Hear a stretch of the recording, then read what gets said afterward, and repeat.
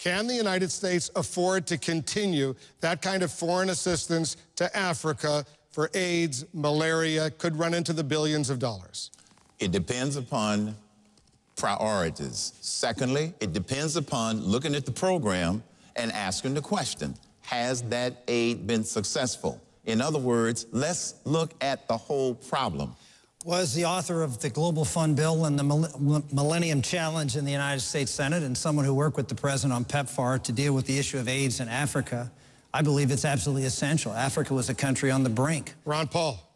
I think the aid is all worthless. It doesn't do any good for most of the people. You take money from poor people in this country and you end up giving it to rich people in poor countries. And they're used as weapons of war, so you accomplish nothing.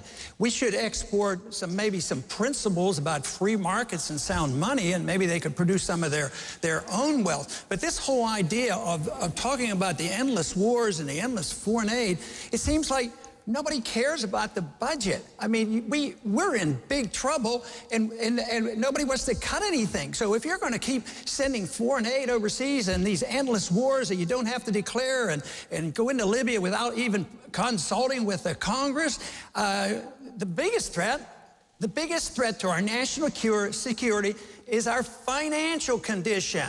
And this is just aggravating it. Governor Romney. Congressman Paul, what they're doing is cutting $1 trillion out of the defense budget. They're cutting $1 trillion out of the defense budget, which just happens to equal the $1 trillion they're putting into Obamacare. And so what you have is a president that has a priority of spending us into bankruptcy, but he's not just spending us into bankruptcy, he's spending the money foolishly. We need to protect America and protect our troops and our military and stop the idea of Obamacare. That's the best way to save money, not the military. But hold on one second, because Ron Paul wants to respond to that point. Well, they're not cutting anything out of anything. All this talk is just talk. Believe me.